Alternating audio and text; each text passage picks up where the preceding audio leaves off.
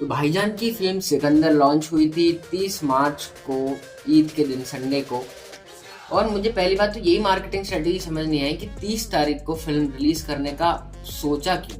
मतलब आपके पास एक अच्छा वीकेंड था, आप थर्सडे को रिलीज करते, फ्राइडे सैटरडे अच्छा वीकेंड होता, संडे को आपको एक फुल हॉलीडे मिलती, मंडे को रमजान थी, ईद थी, उस दिन की पूरी हॉलीडे मिलती। आपने 4 दिन के वीकेंड को 2 दिन के वीकेंड में सिमट कर रख दिया। और फिर उसके बाद आपने जो प्रोडक्ट रखा है मार्केट में उसकी तो मैं क्या ही बात करूं। Oh my god, bro. Oh, hell no, man. What the fuck, man? Salman Khan hero come film में ज्यादा लग रहे थे और कई सीन्स में तो मैं ये ऑलमोस्ट मान गया था कि रश्मिका जो है वो उनकी वाइफ नहीं उनकी बेटी है। और रही बात प्लॉट की, तो प्लॉट आपको बेसिक लगेगा एक 2000 की साउथ की फिल्म की, जिसमें एक आदमी रहता है जिसकी वाइफ की डेथ हो जाती है, उसके बाद वो उसके ऑर्गन डोनेट करता है, फिर वो ऑर्गन वाले को बचाता है। मुझे तो ये समझ नहीं आया कि ये आइडिया लेके जब मुर्गदास गए होंगे सलमान खान के पास, तो सलमान खान ने क्या सोच के हाँ बोला। पर अगर 200 करोड़ में से 120 करोड़ आप एक्टर को दे रहे हो और 80 करोड़ में आपकी मूवी बन रही है, तो आप फिर ये आपको नहीं सोचना चाहिए कि आपकी फिल्म प्रॉफिट में जाएगी। क्योंकि इस मूवी में जैसे आपको एक्टिंग दिखेगी सलमान खान की, खासकर की बहुत ही ज़्यादा पैथेटिक एक्टिंग है। मैं बिल्कुल एक्सपेक्ट नहीं कर रहा था ट्रेलर से कि इतनी खराब भी हो सकती है फिल्म।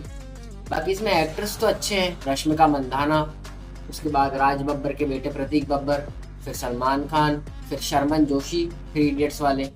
लेकिन बहुत ही बुरी तरीके से मेरी उम्मीदों को यहाँ पे सलमान भाई ने कुचल के रख दिया। और मैं क्या बोलूँ इस फिल्म के बारे में, मैंने जब से देखा है तब से मैं इस फिल्म के ट्रॉमा से बाहर ही नहीं आ पा रहा हूँ। अगर ऐसी ही मूवी बनानी थी मुर्गदास जी को, तो उन्हें सलमान खान जैसे एक्टर को क्यों लिया जो इतनी हेफ्टी फीस ले रहा है उनसे 120 करोड़ की रिपोर्ट्स के मुताबिक। इससे बढ़िया है किसी भी अच्छे खासे एक्टर को 5-10 करोड़ में ले लेते, क्योंकि जिस हिसाब से स्टोरी है आप इसमें कितने भी अच्छे एक्टर को ले लेते फिल्म हिट तो हो ही नहीं पाती।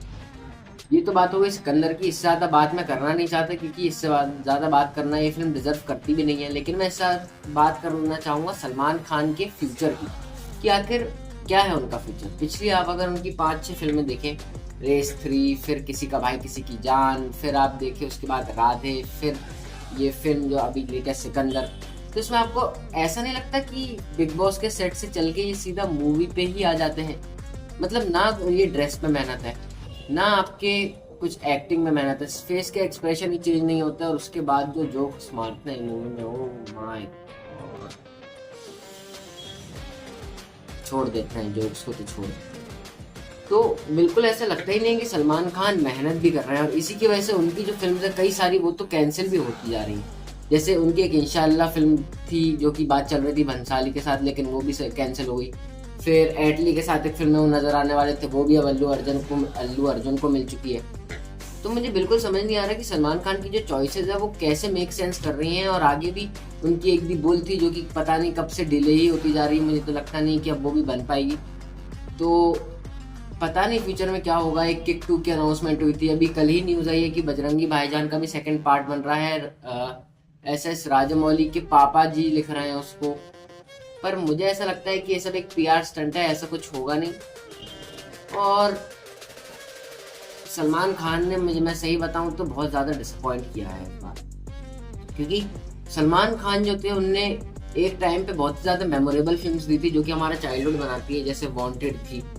और पुराने फिल्म्स में देखे तो मैंने प्यार किया, अंदाज अपना अपना, कम से कम वो थोड़ा से एफर्ट्स डालते थे अपनी एक्टिंग में। लेकिन आजकल तो ऐसा लगता है कि वो सिर्फ पैसों के लिए ही जो है वो फिल्म्स करते हैं, और अगर उन्हें यही करना है तो फिर रहने देना एक्टिंग। उनकी वजह से जो पूरी फिल्म है वो सफ़र करती है। जैसे एक इंटरव्यू में शर्मन जोशी ने खुद बताया कि उनके पास कोई रोल नहीं था, वो मिले सलमान खान से एक पार्टी में, और फिर पार्टी में उनसे बोला कि मेरे पास काम नहीं है, तो सलमान खान ने बोला कि तू मुंबई आ रहा है। मेरे हिसाब से 100% तो मुंबई आओ। मतलब वहाँ पे उनके जो कास्टिंग डायरेक्टर है उनके पास कोई काम ही नहीं है, क्योंकि फिल्म की जो जितने भी एक्टर हैं ये सब तो सलमान खान ही सिलेक्ट कर लेते हैं कि कौन एक्टिंग करेगा कौन नहीं करेगा। तो फिर इनके हाथ में रहा क्या? अगर सलमान खान को ही मैनिपुलेट करना है, डायरेक्टर को भी, फिर कास्टिंग डायरेक्टर को भी, सबको इनको डायरेक्ट करना है, तो फिर सलमान खान क्यों ही बना रहे हैं मूवीज? ऐसे तो फिर क्वालिटी सिनेमा वैसे ही कम बनता है अपने बॉलीवुड में, उसको अप्रिशिएट भी कम ही किया जाता है। जैसे अभी कुछ टाइम पहले बहुत अच्छी मूवी रिलीज हुई जो कि चली नहीं, सबसे इसका प्राइम एग्जांपल है सुपर बॉयज ऑफ मालेगांव। उसमें विनीत कुमार थे और भी एक्टर्स थे, वो इतनी अच्छी फिल्म थी, लेकिन उसने 4 करोड़ का बिजनेस किया जो कि 20 करोड़ में बनी थी, और उसको 16 करोड़ का लॉस हुआ डोमेस्टिकली।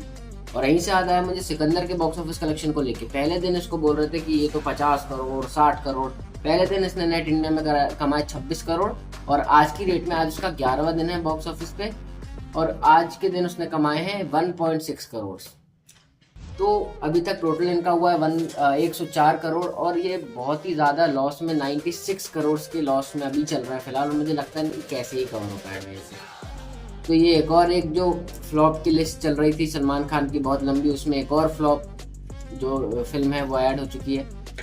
और ऐसा लग रहा होगा कि मैं बहुत फ्रस्ट्रेशन में बोल रहा हूँ, लेकिन ये पीक डिसअपॉइंटमेंट है मेरे लिए, क्योंकि कब तक कोई इंसान सोचता रहेगा कि अच्छी फिल्म बनाएंगे, क्या पता अगली में कमबैक हो जाए, लेकिन हो ही नहीं पा रहा है वो। देखते हैं अब इनका कमबैक तो नहीं हो पाया, लेकिन मैंने अक्षय कुमार की एक मूवी केसरी 2 उसका ट्रेलर देखा, और उसी का रिव्यू मैं शॉर्टली डाल दूंगा कल या परसों में। तो मुझे लगता है कि अक्षय कुमार का जो कमबैक है वो ज़रूर पॉसिबल है इस मूवी से, क्योंकि जिस हिसाब से वो उसमें एक्टिंग करते दिख रहे हैं ट्रेलर में, वो तो बहुत अच्छी लग रही है।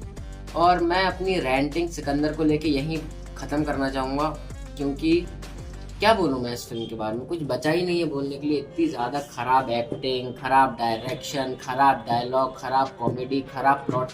ऐसा लगता है कि इससे ज़्यादा आउटडेटेड फिल्म पिछले कुछ सालों में रिलीज़ ही नहीं हुई है। फ़ायदा सिर्फ सलमान खान को हो रहा है। सलमान खान की फीस इस फिल्म में थी 120 करोड़, और उतनी फिल्म ये बॉक्स ऑफिस पे कमा भी नहीं पाई। तो क्या मतलब रहा है इस मूवी बनाने का। मैं होप करता हूँ कि आगे ऐसे जानलेवा मूवीज और हमें देखने को ना मिले। सलमान खान या तो एक अच्छी स्क्रिप्ट चुने, और मैं ये सोचने लगा हूँ अब कि सलमान खान की हीरो बनने की एज निकल चुकी है। एक सही टाइम होता है ना जब एक एक्टर को पता चल जाता है कि कब वो एक हीरो बनने के काबिल नहीं रहे हैं। लीड रोल बनने के लिए ना उनके पास फिजिक है, ना वो मेहनत करते हैं, और ना उनकी तरफ से कुछ इनपुट्स दिखाई देते हैं। ऐसा कभी कभार तो डायलॉग बोलते में वो ऐसे लगता है ऐसे तोते की तरह डायलॉग्स बोले जा रहे हैं, ना उनकी आंखों में एक्सप्रेशन दिखता है, ऊपर से मुंह यहाँ से इतना लटक जाता है ऐसे जैसे दादाजी हैं। तो बस यही बात है कि मैं नहीं चाहता कि मैं और ऐसे सलमान खान को इतनी खराब फिल्म्स में एक्टिंग करते हुए देखूं। और राधे किसी के भाई किसी की जान के बाद ये फिल्म देखने के बाद तो मैं ये मान गया हूँ कि सलमान खान जो है उनका कमबैक अब एज अ हीरो तो ऑलमोस्ट इम्पॉसिबल है। अब देखते हैं क्या होता है। मैं तो अब अगली मूव ऑन करने की फुल कोशिश कर रहा हूँ।